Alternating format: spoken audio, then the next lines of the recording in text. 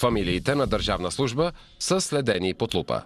Всяко тяхно решение е критикувано и съдено, а всяко действие – претеглено от общественото мнение. За синовете и дъщерите, родени в политически династии, натискът вътре в семейството може да бъде изтощителен. Животът под прожекторите е задушаващ, а излизането от редиците може да има катастрофални последици за наследството на фамилията. В този епизод Прокълнати династии изследва политическите династии на Бхуто в Пакистан и Неру Ганди в Индия. Влиятелни фамилии, които стават политически лидери, след като страните им получават независимост от Британската империя. Трагичните им истории често се сравняват с тази на американската фамилия Кенеди. Възможно ли е да има проклятие над семействата, които преуспяват в политиката, или това е съдбата на жадните за власт родове – да изпадат в немилост? В началото Бхуто и Неру Ганди са водещи сили на своите нации, благодарение на политическата им визия, неустоима харизма и изключителни способности да привличат подкрепата на народа. Основателите на тези династии искат да модернизират страните си и от техните потомци се очаква да продължат завета им. Но да си на тази висота се оказва почти невъзможно. Изглежда, че Бхуто и Неру Ганди са жертви на проклятие. Поколения наред, всеки член на семейството, който е излязал на политическата арена, е бил застигнат от трагичен край. Дали просто са жертва на политическо насилие, или това е резултатът от наследствено проклятие? Ще успее ли следващото поколение на Бхуто и Неру Ганди да избегне трагичната семейна съдба? Елате с нас, докато изследваме проклятието на политическите династии. Да, можеш да печелиш пари, като отговаряш на въпроси и играеш игри. Линкът е под профила ми, въведи кода под линка и получаваш 5 евро автоматично.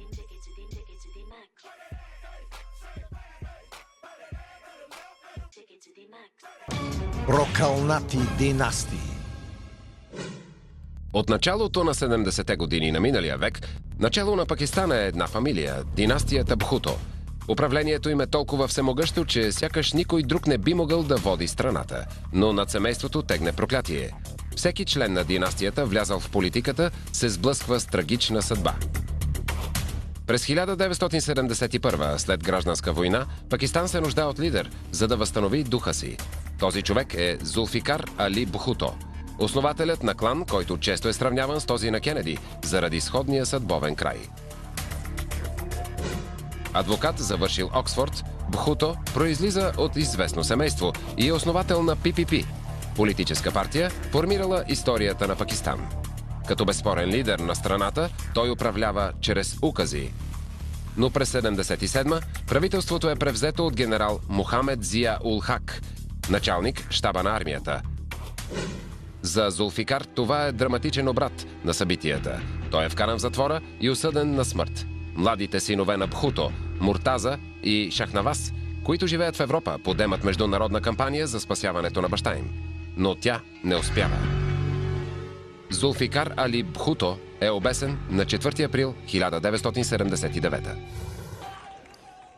Сваленият министър-председател на Пакистан Зулфикар Али Бхуто е бил обесен в началото на месеца. Тялото му е погребано преди новината за смъртта му да стигне до милионите му поддръжници. Човекът отговорен за това е генерал Зия. Той започна с открито сърце, точно примера, който продължавам да давам. Започнахме честно, с открито сърце, пълно с любов. Мъченичеството му ще сложи началото на семейното проклятие. Оттам нататък всеки Бхуто, влязъл в политиката, ще бъде убит.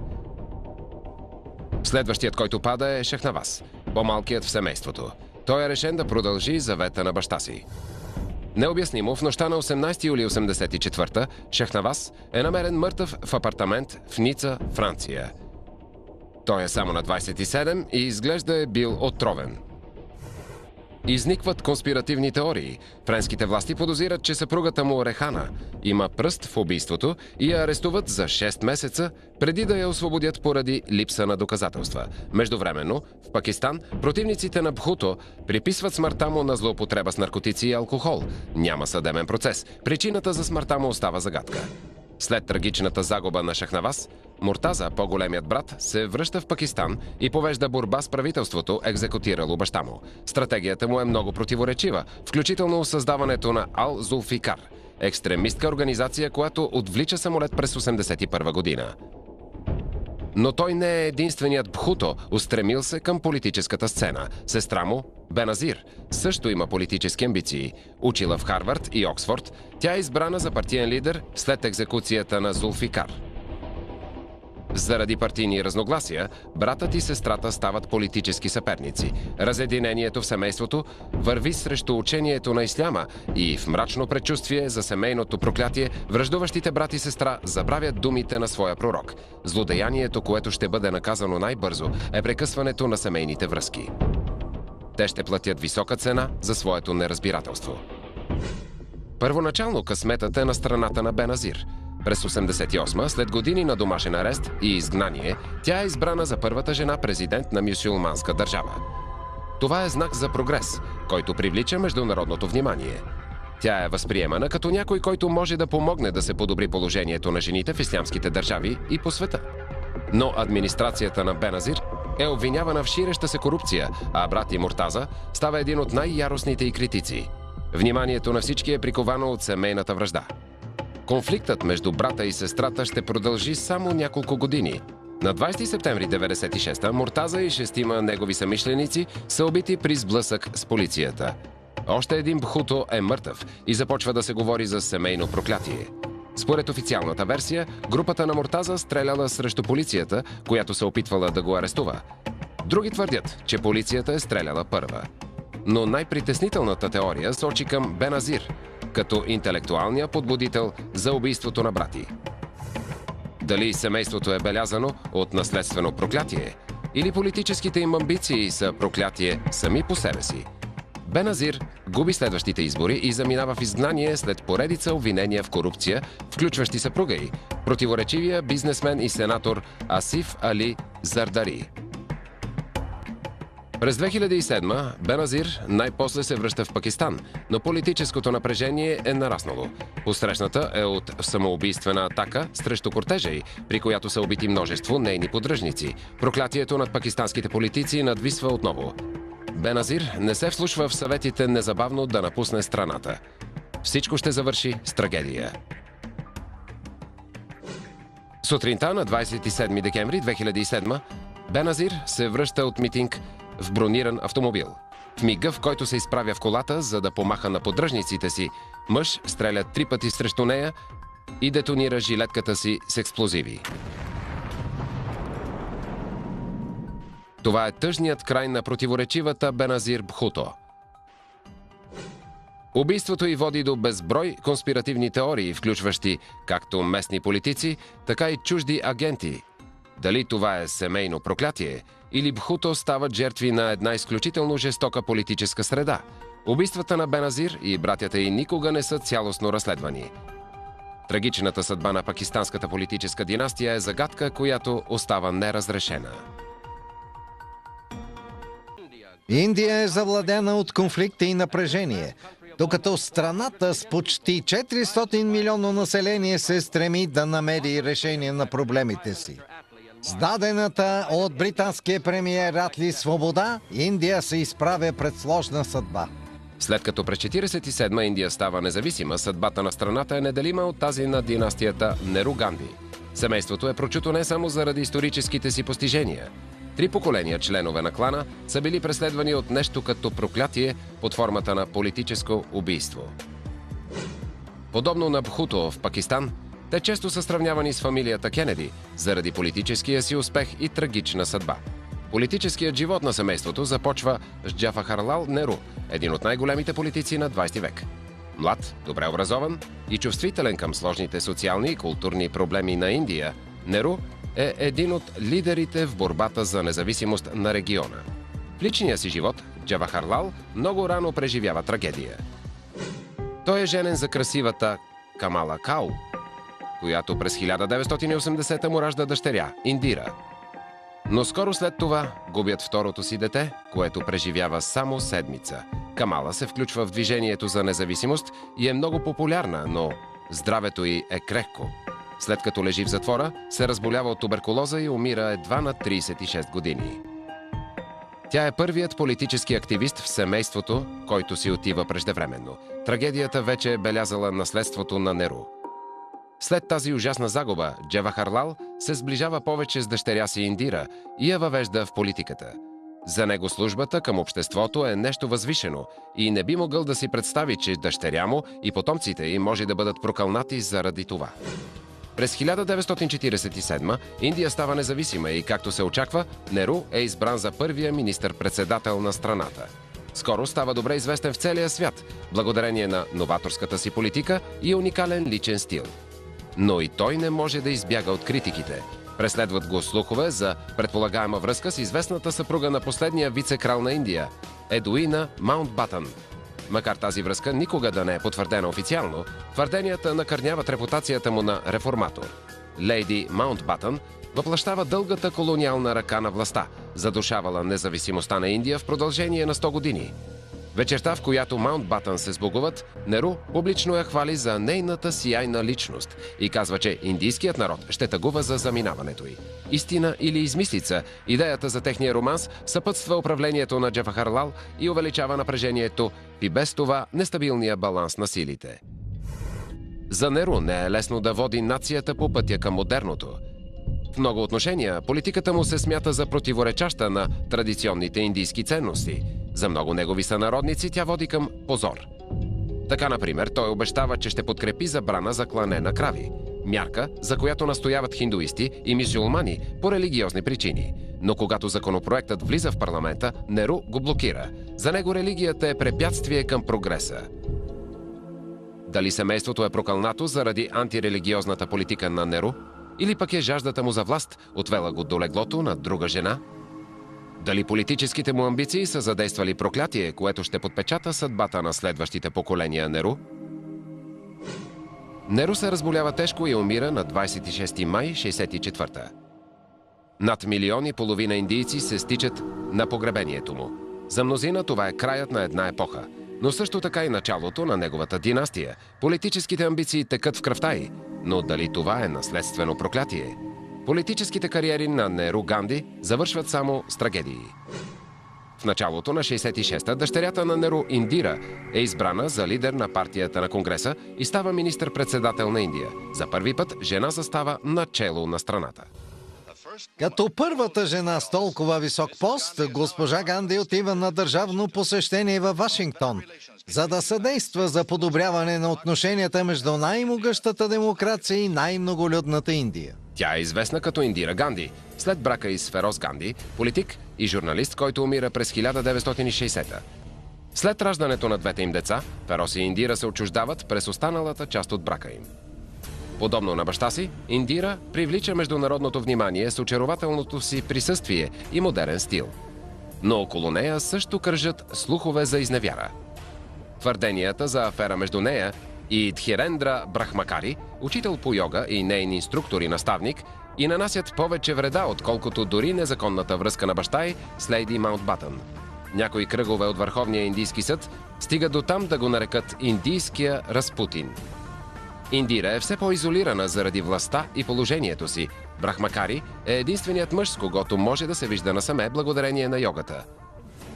С отчужден съпруг, той е единствената мъжка компания, която може да има. Неговата отдаденост към нея е абсолютна и той ще остане до нея, когато проклятието отново се стовари върху семейството. Министър-председателят Индира Ганди продължава традицията да служи на Индия, която е синоним на имената Ганди и Неру. Проблемите на Индия са много и разнообразни, но в духа на наследството и името си тя се е наела да ги разреши, с мъдростта научена от баща й, че усилията й ще бъдат сравними с тези на Херкулес. Когато Индира Ганди става министър-председател на Индия, тя е приветствана за постиженията си, но не знае, че политическите амбиции ще завършат с трагедия. През 75-та, когато противниците на Ганди застрашават лидерството й, с противоречиво и много оспорвано решение, Индира обявява извънредно положение и придобива авторитарни правомощия. Това е времето, в което Дхирендра Брахмакари, учителят по йога, играе решаваща роля. В предходните години Брахмакари е посещавал дома й без да се набива на очи. Но сега, като един съвременен Распутин, той се намесва в назначаването на министри и използва позицията си за своя изгода. На изборите 2 години по-късно Индира е категорично победена и трябва да напусне поста. За първи път от 30 години фамилията Неру Ганди е извън властта. Коментатори наричат това краят на една политическа епоха. Но Индира не е готова да се откаже от борбата. През 80-та тя реорганизира поддръжниците си, печели изборите с огромно мнозинство и отново става министър-председател на Индия. Този път тя не е единственият член на фамилията, стигнал до властта. Най-малкият й син, Санджай Ганди, също е член на новото правителство. Изглежда, че Ганди ще управляват страната дълго. Но проклятието скоро ще вземе следващата си жертва. Санджай е избран от Индира за нейн политически наследник, но той е спорна фигура и е по-известен с участието си в корупционен скандал. След като има определен наследник, политическата династия на Индира изглежда подсигурена, но проклятието хвърля дългата си сянка върху семейството и политическата кариера на Санджай ще свърши преди още да е започнала.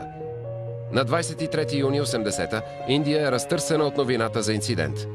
Санджай е пилотирал самолет и при една акробатична маневра е изгубил контрол и се е разбил. Политическият наследник на Ганди е заличен от списъка за един миг. Дали това е последица от безразсъдна постъпка или тук има нещо по-зловещо? Дали е проклятието над семейното наследство? Съпругата на Санджай твърди, че е имала предчувствие. В деня преди инцидента тя умолява Индира да не позволява на Санджай да лети и споделя, че е имала пророческо видение и е надникнала в прокълнатото бъдеще на съпруга си. Твърди, че това не е страх, задето той ще лети, а зловещо усещане за този конкретен самолет, взет на заем от брахмакари. Индира пренебрегва тревогите на снаха си, решение, което после ще я преследва. Проклятието е ударило отново. След смъртта на любимото й дете, Индира няма избор, освен да посочи най-големия си син, Раджив Ганди, за свой политически наследник. Но Раджив няма желание за това, не се интересува от света на политиката. Той предпочита да живее нормален живот със съпругата си Соня и двете им деца Раул и Приянка. Но след инцидента с брат му, той не може да отхвърли решението на Индира да го подготви за свой наследник. Раджив печели място в парламента и става генерален секретар на партията на Конгреса. Времената са трудни за страната. Сепаратистските групи на сикхите се борят за автономия. През 1984-та, докато се опитва да запази властта на всяка цена, Индира нарежда атака срещу Златния храм, най-святото място на сикхите. Убити са поне 450 сикхи. За Индира това е мярка нужна за единството на Индия, но тази жажда за власт и кървавите й действия ще ускорят жестокия й край. Сутринта на 31 октомври 1984 Индира Ганди е убита в градината на двореца от двама нейни телохранители. Двама мъже от сикхски произход, които искат да отмъстят за атаката срещу свещения им храм. Индира, дъщерята на бащата основател на страната и първата жена премиер на Индия, е застигната от трагичен край. На лице са позорни случаи на палежи, грабежи и убийства. Това трябва да спре. Дали е последица от семейно проклятие? Или е била прокълната от манията си да запази властта на всяка цена? Убийството на Индира връща популярността на Неру Ганди и затвърждава образа им на естествени лидери на страната. Раджив, неохотният син, става новият министър-председател. Едва на 40, той има абсолютен контрол над правителството и дори опозицията е впечатлена от неговия чар и достойнство. Династията е оцеляла след убийството на Индира. Но не за дълго. През 1987 Раджив е нападнат от един от собствените си охранители по етнически и религиозни причини. Проклятието сякаш оттеква от едно поколение към друго. Лошо предзнаменование, зловещо наподобяващо на смъртта на майка му. Дали Раджив е обречен да сподели същата съдба?